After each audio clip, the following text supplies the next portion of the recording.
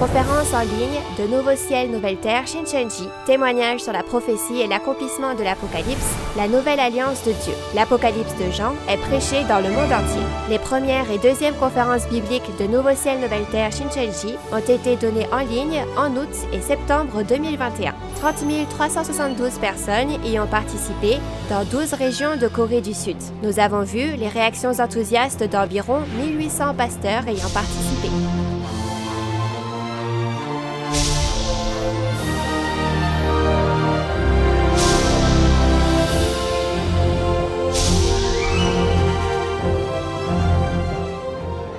Et enfin, la parole de l'Apocalypse de Jean est ouverte pour la première fois en 2000 ans. Le président et les 12 chefs de tribu de Nouveau Ciel, Nouvelle Terre, Shincheonji vous dévoilent le secret du royaume des cieux de la Nouvelle Alliance, l'Apocalypse de Jean. Tous les lundis et jeudis, du 18 octobre au 27 décembre, les conférences en ligne de Nouveau Ciel, Nouvelle Terre, Shincheonji sont diffusées en direct dans le monde entier. Nous vous invitons à suivre le témoignage sur la prophétie et l'accomplissement de l'Apocalypse, la nouvelle alliance de Dieu. Fidèles de chaque pays du monde entier qui espéraient le royaume des cieux, bonjour. Je suis Hyunjin Kang, instructeur à Nouveau Ciel, Nouvelle Terre, Shincheonji, Église de Jésus, et je serai votre présentateur aujourd'hui. Actuellement, de nombreux pasteurs, séminaristes et fidèles qui aiment la parole de Dieu sont venus de chaque pays et je rends grâce et gloire à Dieu qui nous a accordé toutes ces choses. Merci beaucoup à vous qui avez donné de votre temps avec un précieux cœur qui cherche la vérité alors que le monde connaît des difficultés en raison du coronavirus. J'espère que ce sera un temps précieux et un précieux cadeau que de rencontrer le Dieu de la vérité pour tous ceux qui assistent à la conférence en ligne de Nouveau Ciel, Nouvelle Terre, Shincheonji, témoignage sur la prophétie et l'accomplissement de l'Apocalypse, la nouvelle alliance de Dieu. Tout d'abord, nous allons prier Dieu avec le même cœur, puis nous commencerons la conférence. Dieu notre Père, envers qui nous sommes vraiment reconnaissants. Aujourd'hui encore, nous vous remercions sincèrement pour la grâce d'avoir donné la vie et le souffle à tous les hommes que vous avez créés et de permettre à la famille de la foi du monde entier qui attend que s'accomplisse la promesse de Dieu et de Jésus, la nouvelle alliance, l'Apocalypse, d'être présent à la conférence en ligne de Nouveau Ciel, Nouvelle Terre, Shincheonji, témoignage sur la prophétie et l'accomplissement de l'Apocalypse, la nouvelle alliance de Dieu. Pendant ce temps, lorsque la parole de Dieu sera témoignée, accordez à tous les esprits présents les yeux pour voir, les oreilles pour entendre et le cœur pour réaliser, et permettez-leur de comprendre pleinement les paroles de l'Apocalypse de Jean, qui contient les secrets du royaume des cieux, du salut et de la vie éternelle. Au cours de ce temps, les paroles d'Apocalypse 8 seront témoignées. S'il vous plaît, soyez avec le chef de tribu qui témoignera de la parole et guidez-le afin qu'il puisse pleinement transmettre la parole révélée dont il a reçu le témoignage de la part du pasteur promis. Il est temps de commencer. Nous croyons que Dieu le Père nous conduira à travers chaque étape jusqu'à la fin et nous avons remercié, cru et prié au nom de Jésus qui est la vie. Amen. Avant de commencer, nous tenons à vous informer que cette conférence se déroule dans le strict respect des règles de prévention sanitaire et de distanciation sociale. La conférence d'aujourd'hui aura pour thème Apocalypse 8, le dernier sceau et les 7 trompettes. Beaucoup de gens pensent que c'est la fin du monde quand ils voient que de la grêle et du feu tombent du ciel et brûlent la terre dans Apocalypse 8. J'espère que vous pourrez vérifier si c'est vraiment le cas grâce à la conférence d'aujourd'hui. Nous allons accueillir Il-gun Kim, le chef de la tribu d'André, qui témoignera de la parole aujourd'hui. Nous allons l'applaudir chaleureusement.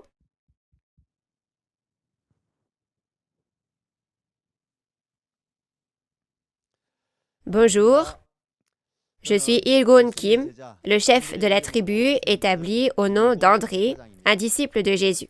Dans la continuité de la dernière fois, aujourd'hui, je vais enseigner Apocalypse 8.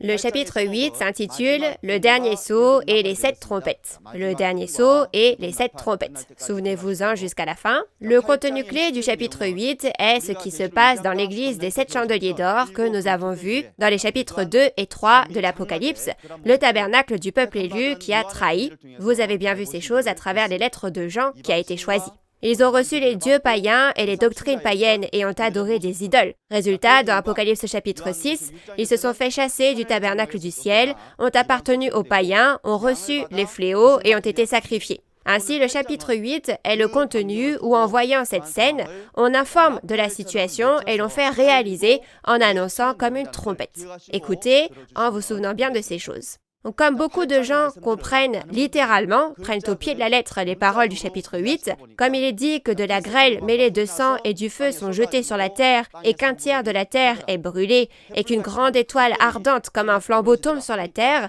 énormément de personnes se méprennent concernant ces choses, comme les images que l'on peut voir ici. Il y a des gens qui comprennent qu'il s'agit d'une bombe nucléaire ou d'un météorite qui va tomber sur la Terre et détruire la Terre. Donc, je pense que vous recevrez la grâce en écoutant cette parole quand nous comparons ensemble pour voir si c'est vraiment le cas. Maintenant, nous allons lire et méditer ensemble chaque verset à partir du verset 1. Nous allons lire le verset 1. Quand il ouvrit le 7e sceau, il y eut dans le ciel un silence d'environ une demi-heure. Lorsqu'on ouvre le 7e sceau, il est dit que le ciel est silencieux pendant environ une demi-heure. Alors, voyons ensemble l'ouverture du 7e sceau et le ciel silencieux. Afin de savoir concernant l'ouverture des sceaux, comme on le voit dans Apocalypse 5, il y a un livre scellé de 7 sceaux dans la main de Dieu, n'est-ce pas? Jésus l'a pris et au chapitre 6, il en a ouvert du 1er au 6e sceau, et en ouvrant le 7e et dernier sceau restant, vous pouvez le comprendre comme l'ouverture du 7e sceau ou l'ouverture du dernier sceau. Je crois aussi que vous avez bien appris que c'est la révélation de Jésus-Christ parce que Jésus l'a ouverte et l'a montrée et que Jean l'a reçue et l'a écrite, donc ce livre c'est l'Apocalypse de Jean. Il est particulièrement important de se rappeler que lorsque ces choses s'accomplissent dans la réalité, il y a un témoin, le pasteur promis, qui a vu et entendu tous les accomplissements, et à travers lui, toutes les prophéties et même leur réalité sont attestées. Deuxièmement, il a dit que le ciel est silencieux pendant une demi-heure. Alors premièrement, une demi-heure, c'est la moitié d'une heure, c'est une courte durée de 30 minutes, et le ciel écrit ici, et comme vous l'avez bien appris à travers Apocalypse 6 la dernière fois avec le chef de la tribu de Thomas, l'endroit où le peuple élu de Dieu comparé au soleil, à la lune et aux étoiles se trouve, le tabernacle. Donc le silence dans le ciel, n'y a-t-il pas eu le jugement à travers les archanges qui sont les 4 êtres vivants dans le ciel, comme résultat de la trahison du chapitre 6? Donc dans Zacharie 6, les êtres vivants sont appelés vents. Vous devez donc savoir que lorsque le jugement à travers eux est terminé, cela s'exprime par le fait que le vent s'est calmé, est devenu silencieux. De plus, au chapitre 8, après cela, la trompette est sonnée pour juger le tabernacle qui a trahi, donc le temps de se préparer pour cet événement est également d'une demi-heure. Vous pouvez donc également vous rappeler que cela est la raison pour laquelle le ciel est silencieux. Nous allons lire le verset 2. « Et je vis les 7 anges qui se tiennent devant Dieu et 7 trompettes leur furent données. » Donc en particulier, vous devez vous rappeler que dans chaque chapitre de l'Apocalypse, il y a une personne appelée « Je » qui a vu et entendu. Quand on regarde dans Apocalypse 22, verset 8, il est écrit « C'est moi, Jean, qui ai entendu et vu ces choses. » Donc, tout comme il y avait l'apôtre Jean qui a vu, entendu et écrit en vision tout ce qui s'est passé il y a 2000 ans, il est bon de se rappeler qu'il y a une personne, un témoin, qui voit, entend et témoigne de la réalité lorsque ces choses s'accomplissent. Puis, afin de savoir ce que sont les 7 trompettes que les 7 anges ont reçues ici, quand on regarde dans Ésaïe 58, verset 1, Dieu dit « Crie à plein gosier, ne te retiens pas, élève ta voix comme une trompette et annonce à mon peuple ses iniquités, à la maison de Jacob ses péchés. » N'est-ce pas? Alors, dans la Bible, à quoi est comparé le son de la voix humaine? Il est comparé au son de la trompette. Ainsi, rappelez-vous que la personne qui produit ce son peut donc être comparée à une trompette. De plus, une trompette physique ne peut pas produire de son par elle-même, bien sûr. Tout comme il faut qu'il y ait quelqu'un qui en sonne pour produire un son, dans Matthieu 10, verset 20, Jésus a dit de ne pas vous inquiéter, ni de la manière dont vous parlerez, ni de ce que vous direz quand on vous livrera. Il a dit, ce que vous aurez à dire vous sera donné à l'heure même, c'est l'Esprit de votre Père qui parlera en vous. C'est-à-dire que l'Esprit de Dieu utilise les hommes pour témoigner de la parole, donc l'Esprit qu'il utilise devient quoi? Celui qui sonne de la trompette. Et la personne qui est utilisée devient la trompette. Et vous pouvez comprendre que le message de la parole de Dieu qui est témoigné par sa bouche est comparé au son d'une trompette. Alors encore une fois, le fait que les 7 anges ont reçu les 7 trompettes, ce ne sont pas de vraies trompettes, mais quoi? Il faut bien vous souvenir que la personne choisie pour témoigner de la volonté de Dieu est comparée à une trompette et le son qui sort de sa bouche est comparé au son de la trompette. Ensuite, voyons quel genre de trompettes sont les trompettes dans Apocalypse 8 et 9. D'abord, le fait de sonner de la trompette. On reçoit les trompettes après l'ouverture du 6e sceau au chapitre 6 et lors de l'ouverture du 7e sceau au chapitre 8, n'est-ce pas? Par conséquent, c'est le 7e sceau, après le 6e sceau. Vous devez donc savoir que ce qui est sonné après les événements d'Apocalypse 6 est une trompette. Il est également bon de se rappeler que c'est après le point clé du chapitre 6, qui est le fait de chasser le peuple élu qui a trahi dans les cavernes, les montagnes et les fissures des rochers, qui représente l'organisation des païens. Les trompettes utilisées en ce temps-là témoignent de la parole de Dieu. Alors, ne sont-elles pas les personnes reconnues comme dignes par Dieu? Ainsi, dans le chapitre 1, il y a la chère porte-parole qui a été personnellement choisie et ointe par Jésus. Et dans Apocalypse 3, verset 4, il y a quelques hommes en vêtements blancs qui ont été reconnus comme dignes et ont marché avec Jésus. Et dans Apocalypse 6, verset 6, il y a quelques hommes qui sont reconnus dignes après avoir été pesés sur la balance de la parole de Dieu, n'est-ce pas? C'est une mesure de blé et 3 mesures d'orge. C'est comme un appel à confesser leurs péchés et leurs iniquités. Alors, qu'est-ce qui s'est passé dans le chapitre 6? Le fait que le peuple élu qui a trahi appartient aux païens et que leurs esprits sont tués terre par terre, celui qui a vu et entendu toutes ces choses est apparu. Donc, sachez que le son qui informe de tout ce qui s'est passé tel quel est le son des trompettes d'Apocalypse 8 et 9. Ensuite, nous allons lire les versets 3 et 5, la référence principale. Et un autre ange vint, et il se tint sur l'autel, ayant un encensoir d'or. On lui donna beaucoup de parfums, afin qu'il les offrît avec les prières de tous les saints sur l'autel d'or qui est devant le trône. La fumée des parfums monta, avec les prières des saints, de la main de l'ange devant Dieu. Et l'ange prit l'encensoir, le remplit du feu de l'autel, et le jeta sur la terre. Et il y eut des voix, des tonnerres, des éclairs, et un tremblement de terre. Dans la parole des versets 3 à 5, un encensoir d'or, de l'encens et du feu déversés sur la terre sont mentionnés. Premièrement, afin de connaître l'encensoir d'or, dans Acte 9, verset 15, Jésus a dit que l'apôtre Paul était le vase qu'il avait choisi, et dans Romains 9, 21 à 24, il a dit que nous sommes des vases en argile, n'est-ce pas? Ainsi, vous pouvez comprendre que dans la Bible, le récipient spirituel est l'esprit de l'homme qui peut contenir la parole de Dieu. Cette personne est comparée à un récipient. En particulier, l'encensoir d'or mentionné dans Apocalypse 8 est une parabole désignant la personne qui a la parole de vérité immuable. Sachez que c'est le nouveau Jean dans Apocalypse 1 que Jésus lui-même a choisi, à qui il a imposé les mains et a donné une mission qui est appelée l'encensoir d'or. De plus, puisqu'il est dit que cet ange reçoit de l'encens, des parfums et monte vers Dieu, l'encens fait référence aux prières des saints, des fidèles, comme on le voit dans Apocalypse 5, et il convient également de noter que la prière que l'ange offre à Dieu, cette prière s'appelle de l'encens. Sachez aussi que Psaume 141, verset 2, dit que ma prière est comme de l'encens brûlant. Puis, l'ange met du feu dans cet encensoir et le jette sur la terre, et il y eut des voix, des tonnerres, des éclairs et un tremblement de terre. Le feu mentionné ici n'est pas un vrai feu, bien que Jésus ait dit dans Luc 12, 49 qu'il était venu jeter le feu sur la terre. Ainsi, comme le dit Jérémie 5, verset 14, « Je veux que ma parole dans ta bouche soit du feu, et ce peuple du bois, et que ce feu les consume. » Vous pouvez vous référer au feu comme étant une parabole désignant la parole de jugement de Dieu. Alors, où est la terre où sont déversées les paroles de jugement données à ce pasteur? Nous avons déjà appris ce qu'est la terre à travers les paroles d'Apocalypse 6.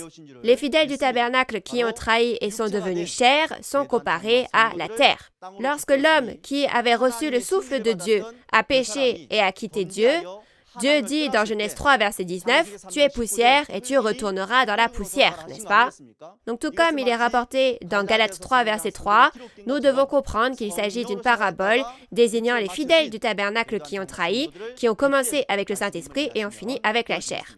Donc souvenez-vous que dans la Bible, presque à chaque fois, la terre, la poussière et le champ font référence aux hommes.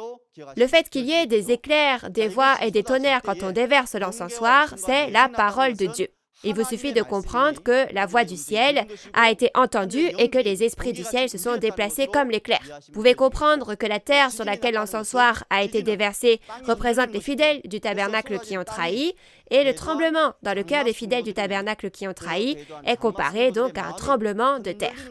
Alors c'est le tremblement de terre dont Jésus avait parlé il y a 2000 ans, quand il a dit qu'il y aurait des famines et des tremblements de terre ici et là, au temps de la fin, et vous pouvez également le comprendre comme le tremblement de terre dans Apocalypse 6, verset 12, quand il a dit qu'il y avait un grand tremblement de terre avant que le soleil, la lune et les étoiles ne s'assombrissent et ne tombent.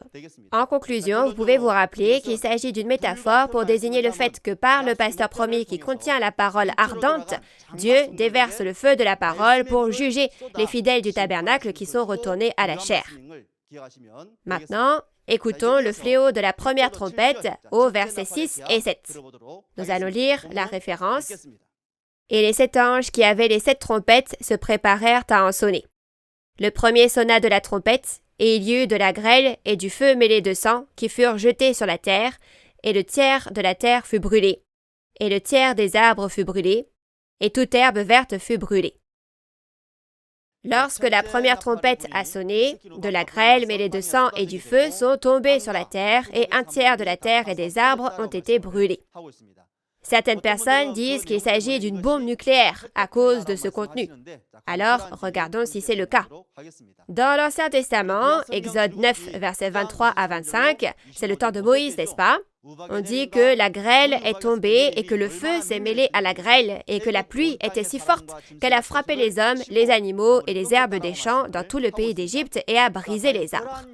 Alors Dieu parlait-il vraiment d'une telle chose? Si les fléaux dans Apocalypse 8 sont des fléaux physiques, dans le chapitre 8, verset 13, l'aigle vole et crie « Malheur, malheur, malheur ». Donc, ce devrait aussi être un vrai aigle qui crie, mais ce n'est pas possible, n'est-ce pas? Ainsi, vous pouvez écouter en vous souvenant que ce sont des événements spirituels dont on parle ici. Alors, afin de comprendre la grêle spirituelle mentionnée ici, si nous regardons la parole de Deutéronome 32, verset 2, Dieu dit « Que mes instructions se répandent comme la pluie, que ma parole tombe comme la rosée, comme des ondées sur la verdure, comme des gouttes d'eau sur l'herbe. » On peut donc comprendre que la parole de Dieu est comparée à la pluie et à la rosée. Ainsi, tout comme les êtres vivants ont besoin de pluie ou de rosée pour vivre, n'est-ce pas faire savoir au peuple de Dieu qu'il ne peut vivre que s'il écoute la parole? Cependant, étant donné que la grêle est de la pluie ou de la rosée, donc de l'eau qui a gelé, si la grêle physique frappe et brise les personnes de chair, les animaux, les herbes et les arbres, qu'est-ce que la grêle spirituelle? Il faut comprendre que les paroles de colère qui jugent de telles entités sont comparées à de la grêle. Ainsi, vous pouvez vous souvenir que la grêle est la parole de la colère, et de plus, le pasteur qui a reçu cette parole s'appelle la grêle. Si cela était une bombe nucléaire, comme certains l'ont dit, où devrait-elle être? Elle devrait être dans un entrepôt d'armes, bien sûr. Mais dans la Bible, si vous regardez Apocalypse 11, verset 19, il est dit que le temple de Dieu a été ouvert et qu'il y avait de la grêle dedans. Donc, souvenez-vous que ça ne peut pas être une bombe atomique. Et dans Ésaïe 28, versets 2 à 17, il est dit que l'homme fort et puissant du Seigneur est un orage de grêle et que c'est la grêle qui emporte le refuge du mensonge. On peut donc comprendre qu'il ne s'agissait pas de grêle physique, mais de la parole, de la colère spirituelle et du pasteur qui a anéanti le mensonge avec la parole comme de la grêle. Alors, qu'est-ce que cela signifie de dire que cela a été jeté sur la terre et que la terre, les arbres et l'herbe ont été brûlés? La terre, n'est-ce pas ce que nous avons vu avant? Nous avons vu que le peuple élu qui a quitté Dieu et trahi était la terre. Et les arbres dont on parle, toute chair est comparée à de l'herbe dans 1 Pierre, chapitre 1, verset 24, et dans Ésaïe 5, verset 7, le Seigneur a dit que les hommes de Juda, c'est le plan qu'il chérissait. Vous pouvez donc comprendre que les arbres et l'herbe aussi signifient les hommes dans la Bible. En particulier dans les chapitres 6 et 8, les fléaux sont déversés, mais ces fléaux ne sont pas pour le monde entier. Ils sont pour le tabernacle des 7 chandeliers d'or qui a trahi et a abandonné la parole de Dieu. Alors j'aimerais que vous vous souveniez bien que c'est un fléau qui tombe sur les hommes qui sont à cet endroit. Où sont donc la terre, les arbres et l'herbe? Vous pouvez penser aux hommes du tabernacle des 7 chandeliers d'or qui ont trahi et ont été chassés chez les païens. Ils sont comparés à de l'herbe et des arbres. Donc dire qu'ils ont été brûlés signifie qu'ils ont été brûlés par le feu. Ainsi, comme vous pouvez le voir dans Jérémie 5,14, la parole de Dieu est appelée feu. Ainsi, vous pouvez vous souvenir que le fait qu'ils sont jugés par la parole de sa colère et que leur esprit est blessé est ce que signifie être brûlé par le feu. Ensuite, regardons les versets 8 et 9 avec le fléau de la deuxième trompette. Nous allons lire la référence. Le second ange sonna de la trompette, et quelque chose comme une grande montagne embrasée par le feu fut jetée dans la mer, et le tiers de la mer devint du sang, et le tiers des créatures qui étaient dans la mer et qui avaient vie mourut, et le tiers des navires périt. On décrit ici ce qui se passe lorsque le deuxième ange sonne de la trompette et que quelque chose comme une grande montagne est jetée dans la mer, n'est-ce pas? Donc, tout d'abord, afin d'en savoir un peu plus sur la montagne, regardons quelques-unes des principales montagnes qui apparaissent dans la Bible. Dans la Genèse, nous voyons le jardin d'Éden que Dieu a créé et où il a marché, suivi du mont Ararat où l'arche de Noé est restée, du mont Morija où Abraham a sacrifié Isaac, du mont Horeb où Moïse a rencontré Dieu et a reçu la loi, et le mont des Oliviers où Jésus a prié, et en particulier dans Apocalypse 14, verset 1, cela où on parle du mont Sion où se tient l'agneau Jésus, n'est-ce pas? Donc, d'une certaine manière, il ne serait pas exagéré de dire que la Bible commence sur une montagne et se termine sur une montagne. En particulier, je crois que ceux d'entre vous qui écoutent l'Apocalypse de Jean aujourd'hui doivent clairement savoir et réaliser ce qu'est le mont Sion où se trouve l'agneau Jésus à la fin. Alors, dans quel chapitre? C'est Apocalypse 14, n'est-ce pas? Donc, j'espère que vous pourrez assister et écouter quand nous ferons le chapitre 14 également. Mais la montagne d'Apocalypse 8 n'est pas une montagne physique, n'est-ce pas? Si toute chose était physique, ce serait vraiment quelque chose de grand qui se produirait. Mais l'Apocalypse dans la Bible continue de parler de choses qui ont un sens spirituel. Donc, qu'est-ce que la montagne au sens spirituel? Dans Ézéchiel 36, verset 4, Dieu s'adresse aux montagnes et dit « Montagne d'Israël, écoutez la parole du Seigneur, de l'Éternel. » Mais Dieu ne parle pas à de vraies montagnes, bien sûr. Alors, que pensez-vous de ce contenu?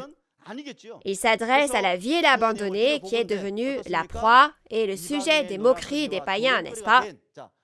Alors, souvenez-vous d'abord que les montagnes de la Bible ne sont pas des montagnes physiques. Et donc, qu'est-ce que cela signifie? Les montagnes physiques ne sont-elles pas un amas de terre physique? Ainsi, tout comme beaucoup de terre s'entassent pour donner une montagne, il a été dit plus tôt que dans la Bible, la terre, la poussière et le champ signifient la personne. N'est-ce pas? Donc, j'espère que vous comprenez tous que la Bible compare une organisation avec un grand nombre de personnes, en particulier l'Église où le peuple de Dieu est rassemblé, à une montagne du point de vue de Dieu. Alors, dire que cette montagne est embrasée, le feu n'était-il pas la parole du jugement de Dieu, comme nous l'avons vu plus tôt? Alors, de quel genre de montagne parle-t-on ici? Comme vous l'avez vu plus tôt, il y a une montagne de Dieu qui a quitté Dieu et de la même façon, il y a une ville de Dieu abandonnée par Dieu. Vous pouvez comprendre que c'est le temple du tabernacle des 7 chandeliers d'or qui a trahi que l'on voit depuis le chapitre 1. Donc, souvenez-vous pour votre référence notamment qu'une grande montagne fera référence au siège du temple du tabernacle. Alors ensuite, cette montagne a été jetée dans la mer, n'est-ce pas? Alors, si cette montagne n'est pas une vraie montagne, la mer n'est pas non plus une mer physique, bien sûr. Ainsi, en regardant Ésaïe 27, verset 1, le Seigneur dit qu'il frappera de sa dure, grande et forte épée le Léviathan, serpent fuyard, le Léviathan, serpent tortueux, et il tuera le monstre qui est dans la mer. Mais Dieu ne va pas vraiment frapper un serpent avec une épée, n'est-ce pas? Ainsi, selon Apocalypse 20, verset 2, le dragon est attrapé et c'est le serpent ancien, le diable et Satan.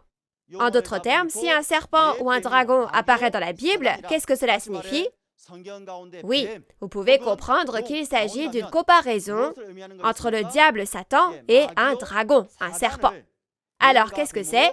Dieu a comparé le fait d'attraper le diable Satan avec l'épée du Saint-Esprit, c'est-à-dire la parole de Dieu. Donc, il en va de même pour la mer dont on parle ici. Souvenez-vous que l'endroit où se trouve Satan le diable est appelé la mer. Donc, pour résumer, à quoi est comparé le diable Satan? À un serpent et à un dragon. Et vous pouvez vous souvenir que le lieu où réside Satan le diable est comparé à la mer. Alors, n'est-ce pas exactement ce que Daniel a dit aussi? Dans sa vision, 4 grandes bêtes sortent de la mer. Mais au verset 17, il dit « Ces 4 grands animaux, ce sont 4 rois qui s'élèveront d'où? Ce sont 4 rois qui s'élèveront de la terre, c'est-à-dire du monde. » Alors, que signifie la mer? Cela signifie le monde, n'est-ce pas? Qui habite dans le monde? C'est le monde donc gouverné par Satan, le diable. Mais quel est le problème? Il est dit qu'il y a une grande mer dans Apocalypse 17, n'est-ce pas? Apocalypse 17, verset 1, « Je vis une grande prostituée assise sur de nombreux eaux. Son nom était Babylone. » Mais en regardant le verset 15, qui est parmi ces nombreux eaux? Les peuples, les foules, les nations et les langues. Selon le chapitre 18 de l'Apocalypse, toutes les nations sont donc dans la mer. Résultat, sous qui est le monde entier? La parole d'Apocalypse chapitre 17 nous fait savoir que nous sommes sous Satan, le diable. Alors j'espère que vous continuerez à écouter attentivement et que vous écouterez bien aussi le sens d'Apocalypse 17 et que vous serez ceux qui pourront découvrir si je suis quelqu'un qui est dans la mer ou hors de la mer. Donc résultat, j'espère que vous réalisez tous que la mer est le monde de la fausse vérité que le diable contrôle. Alors, quelque chose comme une grande montagne embrasée par le feu fut jetée dans la mer. Qu'est-ce que ça veut dire? Embrasée signifie qu'elle appartenait à Dieu, mais comme elle s'éloigne ensuite de Dieu, alors que reçoit-elle par la parole? Le jugement. À la suite de ce jugement, elle n'est plus la ville de Dieu, mais est abandonnée dans le monde. Sachez que c'est ce que signifie le fait d'être jeté à la mer. Donc c'est écrit en parabole. Alors elle a été abandonnée dans le monde, donc à qui n'appartient-elle plus? Elle n'appartient plus à Dieu, mais au dragon, qui est le maître de la mer, c'est-à-dire Satan, le diable. Donc qu'est-il arrivé à ces gens qui ont abandonné Dieu et sont partis, comme on le voit dans Ésaïe 1, versets 7 à 8? Votre pays est dévasté, vos villes sont consumées par le feu, des étrangers dévorent vos campagnes sous vos yeux, ils ravagent et détruisent comme des barbares. Ainsi, vous pouvez comprendre que ce n'est plus le peuple de la bénédiction de Dieu, mais le peuple élu qui a trahi, qui a été foulé aux pieds par Satan le diable et qui est mort. Alors en conséquence, un tiers de la mer est devenu du sang. Le temple du tabernacle des 7 chandeliers d'or, qui était comme une grande montagne, est tombé dans la mer. Donc, dans le passé, ils témoignaient de la vérité en recevant l'Esprit de Dieu, mais maintenant, ils sont tombés dans la mer, donc l'eau qui en sort est mélangée à l'eau de la mer, n'est-ce pas? C'est ce que signifie le fait qu'un tiers de la mer devint du sang. Donc, c'est une parabole pour informer que c'est devenu la doctrine de fausse vérité qui ne peut plus être mangée. Par conséquent, dans le tabernacle des 7 chandeliers d'or qui appartient au monde, l'eau de mer est entrée dans un tiers de leurs paroles, de leur doctrine. Donc, comme les instructions des destructeurs s'y sont mêlées, ce n'est pas la parole de vie, mais une doctrine morte, du sang imbuvable et la doctrine de la bête. C'est ce dont cette parole nous informe ici. Alors, qu'arrivera-t-il aux croyants là-bas qui reçoivent la doctrine de la fausse vérité? Il faut recevoir et manger la parole de vie pour vivre, mais parce qu'ils ont reçu et mangé de fausses doctrines et la fausse vérité, leur esprit va mourir, n'est-ce pas? C'est pourquoi il est dit que le tiers des créatures qui étaient dans la mer et qui avaient vie mourut. Ainsi, dans Habakkuk 1, verset 14, il est dit « Traiterais-tu l'homme comme les poissons de la mer ?» Les hommes sont donc comme les poissons de la mer. Dans Matthieu 4, verset 19, Jésus a dit « Suivez-moi et je vous ferai pêcheurs d'hommes. » Donc, il a comparé les hommes à des poissons, n'est-ce pas? Ainsi, vous pouvez comprendre que les créatures vivantes mentionnées ici font référence aux fidèles du temple du tabernacle qui ont trahi et qui sont finalement entrés dans la mer. Ils sont comparés aux poissons. Dans la mer, ils sont ces poissons et ils sont donc appelés des créatures. Mais que leur est-il arrivé? Un tiers d'entre eux sont morts, n'est-ce pas? Cette mort n'était pas la mort physique, mais c'est leur esprit qui est mort, parce qu'ils ont reçu et mangé de fausses doctrines. Il faut comprendre que c'est l'accomplissement de la parole qui dit que l'esprit qui a péché est mort. Puis, le tiers des navires périt, sont cassés, c'est-à-dire, n'est-ce pas? Alors, si la mer n'est pas la mer, il n'y a aucune raison que les navires soient de vrais navires. Ce ne sont pas des navires dans la mer du monde, mais dans la parole de Dieu, le royaume des cieux est comme un filet qui est jeté dans la mer et recueille diverses sortes de poissons, comme on le voit dans la parole de Matthieu 13, n'est-ce pas? Alors, quel genre de bateau attrape les hommes comme des poissons dans la mer avec le filet de la parole et les conduit au royaume des cieux? C'est exact, c'est l'Église de Dieu, bien sûr. Ainsi, le fait que les églises branches qui appartenaient au temple du tabernacle ont été brisées est une parole pour annoncer qu'elles appartiennent également au monde et ont été détruites. Dans la réalité, ce temple du tabernacle comptait environ 80 églises branches à travers le pays, mais lorsque ces paroles se sont accomplies, toutes leurs enseignes ont été retirées en même temps et elles ont disparu au fur et à mesure qu'elles ne faisaient qu'un avec l'organisation de la fausse vérité du monde. Je crois que vous l'avez bien compris quand vous avez vu les paroles d'Apocalypse 6, verset 14, selon lesquelles chaque montagne et chaque île ont été remuées de leur place lorsqu'elles ont été jugées. Souvenez-vous-en bien. Ensuite, nous allons voir les versets 10 et 11, le fléau de la troisième trompette. Le troisième ange sonna de la trompette, et il tomba du ciel une grande étoile ardente comme un flambeau, et elle tomba sur le tiers des fleuves et sur les sources des eaux. Le nom de cette étoile est absinthe, et le tiers des eaux fut changé en absinthe, et beaucoup d'hommes moururent par les eaux, parce qu'elles étaient devenues amères. Maintenant, le troisième ange sonne de la trompette, et une grande étoile, ardente comme un flambeau, tombe sur les fleuves et les sources d'eau, et beaucoup de gens meurent parce que l'eau était devenue amère. Certaines personnes parlent de cela comme d'une météorite tombant sur Terre et de l'eau contaminée par la radioactivité, et tous ceux qui boiront de cette eau mourront. Cependant, je crois que ceux d'entre vous qui ont écouté cette parole révélée depuis le chapitre 1 jusqu'à présent sont pleinement conscients qu'il ne s'agit plus d'une interprétation physique comme celle-ci. Jusqu'à maintenant, quand on nous disait le ciel, nous regardions où? Nous avons regardé le ciel dans les airs. Dans la Bible, quand on parle de la terre, vous avez peut-être pensé à la terre du sol sur lequel nous marchons. Mais maintenant, quelle est la signification spirituelle du ciel? Ce que signifie être tombé et ce qu'est l'étoile absinthe, nous allons découvrir le vrai sens, le sens spirituel de ces choses un par un. Tout d'abord, en parlant du ciel. Le ciel physique est là où il y a le soleil, la lune et les étoiles, n'est-ce pas? Nous mentionnerons à nouveau la quatrième trompette plus tard dans la Bible, mais dans Genèse 37, la famille de Jacob est comparée au soleil, à la lune et aux étoiles. Donc, si la famille de Jacob est comme le soleil, la lune et les étoiles, alors Israël est le soleil, la lune et les étoiles. La tente, le tabernacle où il se trouve, peut être comparé au ciel avec le soleil, la lune et les étoiles.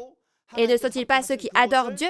Par conséquent, nous pouvons comparer au ciel le lieu où Dieu demeure et avec lequel Dieu est. Lorsque nous chantons des hymnes, il est également utile de se rappeler que nous chantons « Le lieu où mon Seigneur Jésus est, c'est le royaume des cieux ». Alors, où est ce ciel mentionné au chapitre 8? En pensant que ce n'est pas ce ciel dans les airs, dans Apocalypse chapitre 1, il est dit qu'il y avait 7 étoiles dans la main droite de Jésus. Et ces 7 étoiles sont les messagers des 7 églises. Si c'est le cas, où est le lieu où sont les 7 étoiles? On peut le comparer au ciel dans lequel il y a les étoiles. Si la signification des 7 étoiles est 7 messagers, vous pouvez également penser que l'église des 7 chandeliers d'or où se trouvaient ces messagers, c'est-à-dire le temple du tabernacle, est comparé au ciel. Ainsi, dans Apocalypse 13, verset 6, nous en apprendrons plus en détail au chapitre 13, il est dit « Son tabernacle est ceux qui habitent dans le ciel ».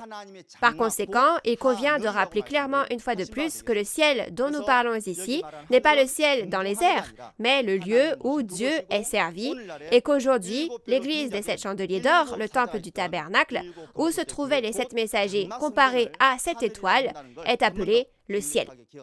Alors, qu'est-ce que ça veut dire tomber du ciel? Si vous regardez Ésaïe 14, 12 à 15, le sens du mot tomber, déchu, ressort clairement, n'est-ce pas?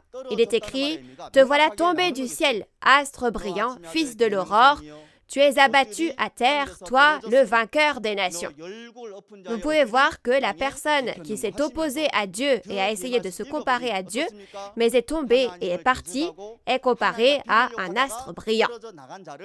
Ainsi, dans la Bible, tomber du ciel ou être foulé aux pieds sur la terre est l'expression des personnes qui se sont opposées à Dieu, sont parties et ont formé leur propre groupe. Ce sont des entités qui sont tombées du ciel et qui ont été foulées aux pieds sur la terre. Alors, un exemple typique serait qui? En esprit, Satan, le diable, bien sûr. C'était un ange qui avait été créé pour assister, pour administrer et pour servir Dieu, mais maintenant. Qui est l'entité qui élève son trône dans l'orgueil, qui s'est opposée à Dieu et qui est tombée en voulant s'élever au-dessus? C'est Satan, le diable. Et s'il y a une chair dans laquelle Satan, le diable, entre, vous pouvez comprendre alors que cette chair aussi est comparée à une étoile déchue, à une étoile qui est tombée comme Satan. Donc, en regardant ce contenu, dans la référence d'aujourd'hui, il y a une grande étoile qui brûle comme un flambeau. Alors, qui est cette étoile? Ce n'est pas une vraie étoile, bien sûr. Son nom est Absinthe. Donc, comme il n'y a pas d'étoile avec un tel nom, cela a aussi une signification spirituelle. D'abord, tomber du ciel. Ce ciel, c'est où? C'était le temple du tabernacle. Donc, c'était quelqu'un qui était dans le temple du tabernacle.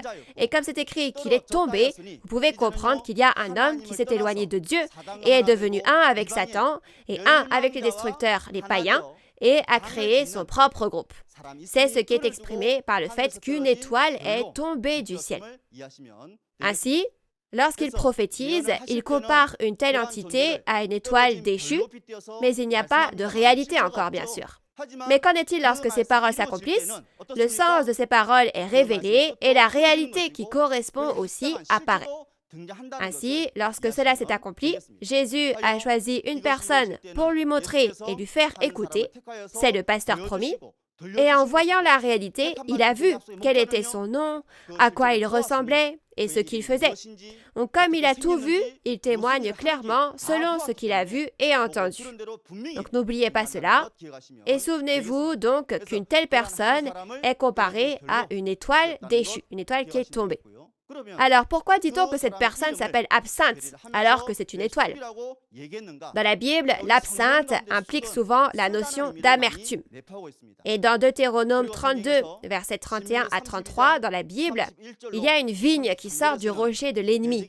Elle vient du terroir de Sodome et de Gomorrhe et ses raisins sont amers. Il est dit que ces raisins sont empoisonnés et que son vin est le venin des serpents, le poison cruel des aspics. Alors, qu'avons-nous appris à propos du serpent et du dragon?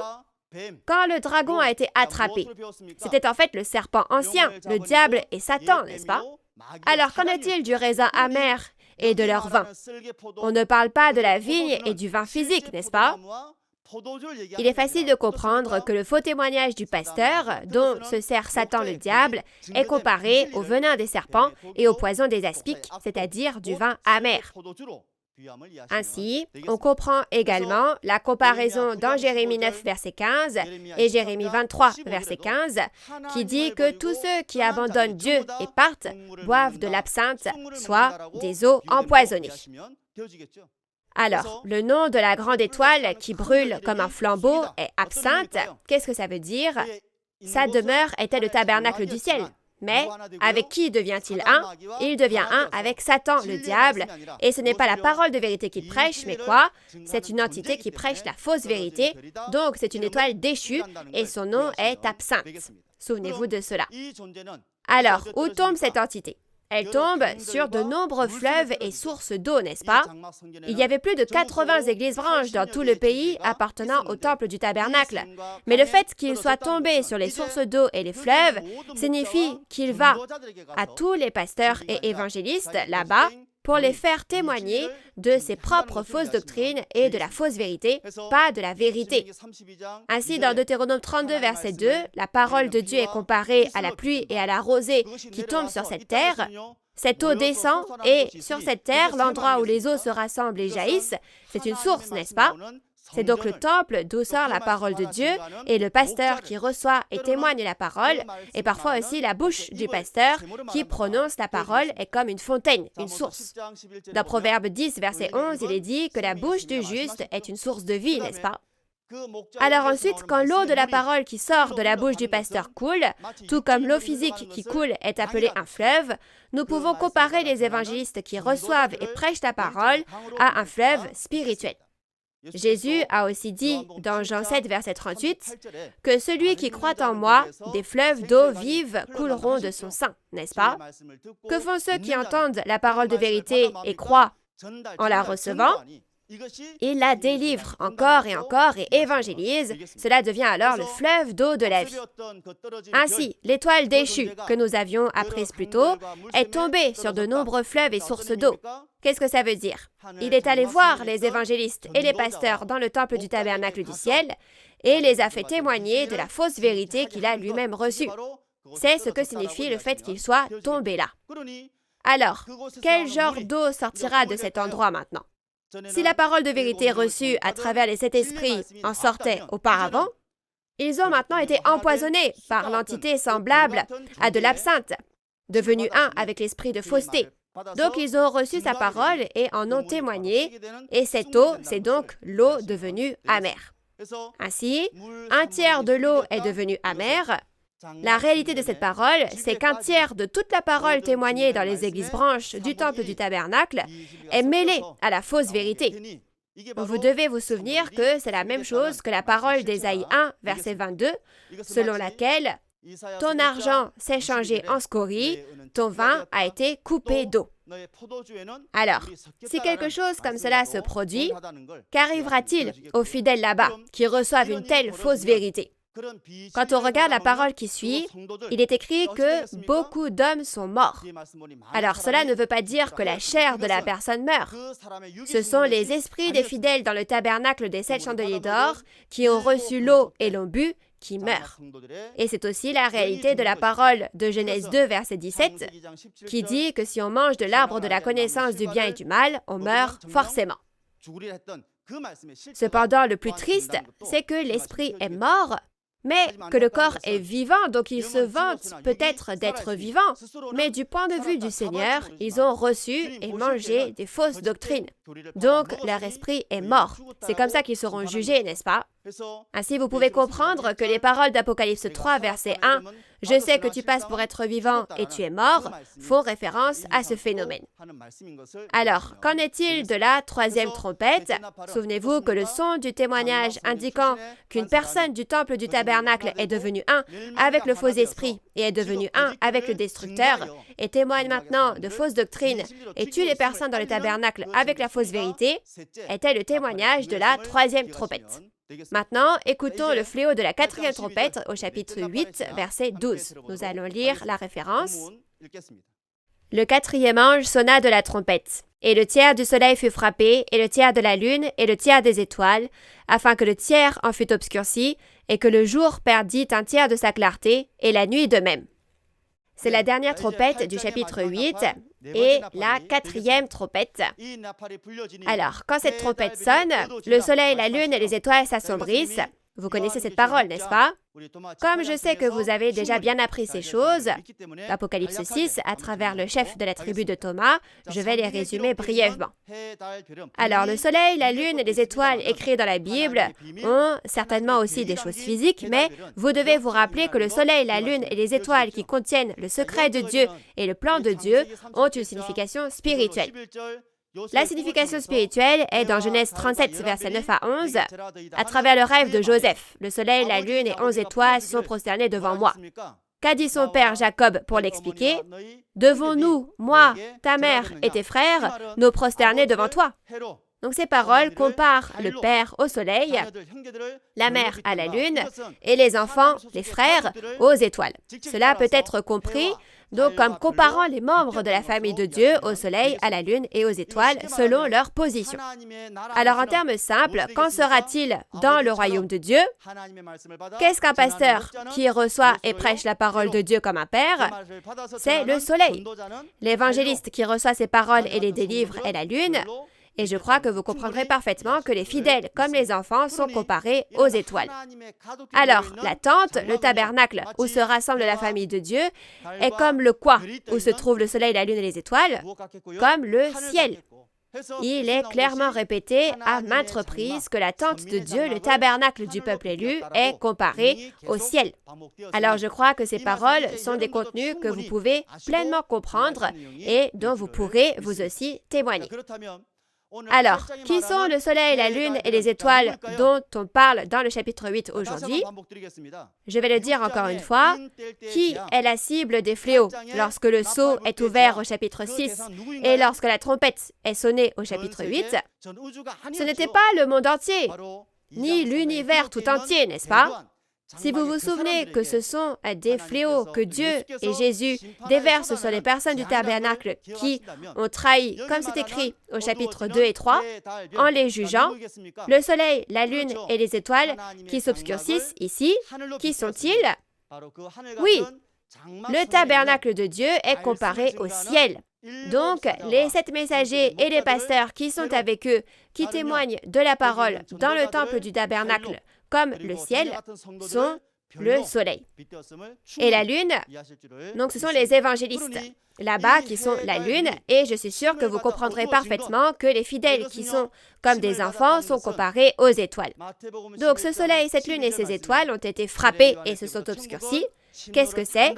Il est dit dans Matthieu 11, verset 12, que depuis le temps de Jean-Baptiste jusqu'à présent, le royaume des cieux est forcé. Et quand on lit la suite, il est dit que ce sont les violents qui s'en emparent. Donc de la même façon, être frappé signifie qu'ils ont été envahis, et celui qui a envahi s'en est emparé, n'est-ce pas? Ainsi, au premier avènement, qui était le pasteur qui devait guider le peuple? C'était Jean-Baptiste, qui a été appelé le premier, puis Jésus, le pasteur promis. Cependant, dans Matthieu 23, verset 2, le fait que les scribes et les pharisiens se soient assis sur la chaire de Moïse signifie que les scribes et les pharisiens, qui sont les pasteurs des destructeurs, ont pris la place du pasteur de Dieu. On peut donc voir qu'il a été envahi par la violence, et vous pouvez comprendre que c'est comparé au fait d'avoir été frappé. En d'autres termes, ils sont dépouillés de leur autorité ecclésiastique. Ils ne sont plus en mesure de témoigner librement de la parole de leur plein gré, et au contraire, les destructeurs les font témoigner uniquement des doctrines des destructeurs. Alors vous devez savoir que dans Apocalypse 13, que vous apprendrez à l'avenir, cela est également attesté par la parole qui dit que personne ne peut acheter ni vendre, sauf ceux qui ont reçu la marque de la bête. Donc le chapitre 13 est aussi très important, n'est-ce pas? Donc aujourd'hui c'est le chapitre 8, mais j'espère que vous serez en mesure de comprendre pleinement les paroles du chapitre 13 en participant à ce temps à plusieurs reprises avec un cœur grand ouvert. Alors ensuite, le fait qu'ils s'obscurcissent. Qu'ont-ils perdu? Ils ont perdu la lumière, n'est-ce pas? Ainsi, dans les paroles de Jean 1, versets 1 à 4, la parole de Dieu est la lumière. Donc, ils sont devenus sombres et la lumière de la parole de vérité a été perdue, n'est-ce pas?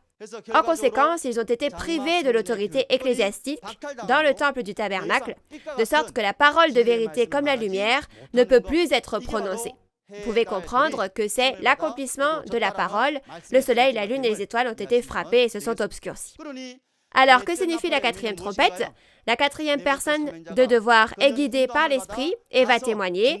Les pasteurs, les évangélistes et les fidèles du temple du tabernacle. Maintenant, vous avez été privés de l'autorité ecclésiastique par les destructeurs. Et cela signifie qu'il n'y a plus de vérité en vous. Donc j'espère que vous comprenez tous que c'est le son de la 4e trompette. Les paroles dont on témoigne pour qu'ils se repentent et se réveillent à travers cela. Ça, c'est le son de la 4e trompette. Ensuite, nous allons lire le chapitre 8, verset 13, ensemble. « Je regardais, et j'entendis un aigle qui volait au milieu du ciel, disant d'une voix forte, « Malheur, malheur, malheur aux habitants de la terre, à cause des autres sons de la trompette des 3 anges qui vont sonner. » Le chapitre 8, verset 13 est la parole qui dit qu'un aigle vole et annonce qu'il y aura des malheurs et des malheurs, n'est-ce pas? Alors je crois que vous savez que l'aigle ici n'est certainement pas un aigle physique. L'aigle ici renvoie aux 4 êtres vivants devant le trône de Dieu dans Apocalypse 4, versets 6 à 7. L'un d'entre eux n'était-il pas semblable à un aigle? Ainsi, l'aigle ici représente l'un des 4 archanges, un des 4 êtres vivants qui s'écrie. Alors, voler au milieu du ciel signifie qu'il va et vient entre le monde spirituel où se trouve Dieu et le tabernacle de Dieu sur cette terre. Vous pouvez vous rappeler que le milieu du ciel dont on parle ici fait référence au royaume de Dieu dans le monde spirituel et le tabernacle de Dieu dans le monde physique. Après cela, il dit « Malheur, malheur, malheur aux habitants de la terre ». Alors, qui sont les entités qui reçoivent ces malheurs, ces fléaux? Oui, les fidèles du tabernacle qui ont trahi, bien sûr. Ainsi, les habitants de la terre mentionnés ici sont les fidèles du temple du tabernacle qui appartenaient au ciel, mais sont devenus la possession de la terre. Et on parle de ce qui leur arrivera. Ce qui leur arrivera est appelé malheur, malheur, malheur. Qu'est-ce que c'est? Aujourd'hui, nous avons vu que 4 des 7 trompettes ont sonné. Et combien en reste-t-il? Oui, il en reste 3, n'est-ce pas? Par conséquent, cette parole fait référence aux fléaux qui s'abattront en raison des 3 trompettes restantes. Ainsi, la prochaine fois, nous verrons que les 2 trompettes du chapitre 9 et la 7e et dernière trompette du chapitre 11 sont sonnées. Donc, avec ce chapitre, les trompettes se terminent. Et enfin, ces 7 trompettes ne sont pas toutes les mêmes. Donc, pour vous le dire à l'avance, de la première trompette sonnée aujourd'hui à la 6e trompette qui sera sonnée la prochaine fois, nous avons appris jusqu'à présent que c'est le son des trompettes qui annonce les fléaux qui s'abattront sur le peuple élu qui a trahi. Cependant, la chose vraiment importante, c'est le son de la 7e et dernière trompette. Alors, c'est bien exprimé dans les paroles d'Apocalypse 11, verset 15. Et l'apôtre Paul a également dit « Je vais vous dire le secret de la dernière trompette » dans 1 Corinthiens 15, versets 51 à 54. Et il a donné des paroles qui sont assez pour pouvoir bien comprendre. Donc, si vous ne connaissez pas les 6 premières trompettes, vous ne pouvez pas entendre le son de la 7e trompette. Et vous ne pouvez pas non plus le vérifier. Donc, de la première trompette aujourd'hui à la prochaine fois, et jusqu'à ce que la dernière trompette sonne, j'espère que vous pourrez donc tous apprécier et recevoir le message du salut contenu dans cette trompette en ouvrant vraiment votre cœur et en écoutant. Alors, lisons maintenant la conclusion et nous aurons fini. Le chapitre 8 de l'Apocalypse aujourd'hui, comme vous l'avez entendu, est un contenu présenté sous la forme de trompettes qui sont sonnées, faisant ainsi connaître le processus au cours duquel les esprits des membres de la congrégation meurent, alors que le temple du tabernacle appartenant à la dénomination des païens a reçu et mangé les fausses doctrines, la fausse vérité, depuis le siège jusqu'aux églises branches à travers tout le pays. Alors, lors du jugement d'Apocalypse 6, les fidèles qui ont été retirés ont été pris comme des trompettes pour informer les croyants dans le tabernacle qui ont trahi. Vous pouvez comprendre que le but était de les faire se repentir et de les sauver. Et l'événement des 7 sceaux que nous avons vu la dernière fois, l'événement des 7 trompettes que nous voyons aujourd'hui et l'événement des 7 coupes que nous apprendrons ensuite, apparaissant lors de l'accomplissement de l'Apocalypse, font référence aux fléaux qui s'abattent sur le temple du tabernacle qui est envahi par de faux pasteurs qui sont les destructeurs, appelés la bête à 7 têtes et 10 cornes, et non le monde entier ou l'univers tout entier. J'espère que vous vous en souvenez tous. Ceci conclut le chapitre 8 de l'Apocalypse. Alors, comment était-ce d'entendre ces choses? L'Apocalypse de Jean n'est en aucun cas un livre épouvantable, un livre que vous ne devriez pas lire, ni un livre que vous ne devriez même pas essayer de connaître sur la fin de la terre ou de l'humanité. Il s'agit d'un livre que notre Dieu a personnellement écrit et avait laissé sceller pour notre salut et notre vie éternelle à l'époque du second avènement du Seigneur. C'est la parole de grâce dont notre Seigneur Jésus a brisé les sceaux et qu'il nous a fait connaître par un seul pasteur, le pasteur promis. Je crois que la réponse sera plus clairement démontrée au fur et à mesure que vous entendrez la parole après ce temps. Et maintenant, j'espère que nous pourrons tous devenir un dans la parole de la prophétie et atteindre le monde parfait de Dieu, sans péché ni loi, dans la liberté, la paix et l'amour que Dieu désire pour nous, afin que tous nous puissions devenir les habitants du royaume des cieux, qui vivent éternellement dans la joie avec Dieu notre Père. Alors, dans le sens où nous voulons devenir un, quand je dirai « nous sommes un », nous finirons en criant tous ensemble le slogan « Nous sommes un ». Merci d'avoir écouté jusqu'au bout. Nous sommes un. We are one. Merci. En remerciement pour la grâce que Dieu nous a donnée, nous allons offrir une prière de remerciement à Dieu. Dieu notre Père, envers qui nous sommes reconnaissants, nous vous remercions sincèrement de nous avoir accordé un temps si précieux et béni aujourd'hui, afin que nous puissions connaître votre précieuse volonté, telle qu'elle est consignée dans l'Apocalypse de Jean. Nous écoutons les précieuses paroles de révélation que Jésus a ouvertes et témoignées par la voix du pasteur promis. Alors, s'il vous plaît, aidez les précieuses personnes à être ensemble jusqu'à la fin de ce temps et donnez-leur la bénédiction de comprendre toutes les paroles par la présence du Saint-Esprit de vérité et d'entrer au royaume des cieux, le précieux royaume de notre Père. Jusqu'à la prochaine fois que nous nous reverrons, nous espérons et prions que vous veillerez sur nous et nous protégerez. Nous rendons grâce et prions toutes ces paroles au nom de notre Seigneur Jésus. Amen. Existe-t-il de tels chevaux dans le monde? Une queue comme un serpent, une tête sur sa queue et de la bouche des chevaux, du feu, de la fumée et du soufre sortent. Avez-vous déjà vu de tels chevaux? Quelle est leur réalité? Découvrons ensemble à propos de la 5e et de la 6e trompette du chapitre 9.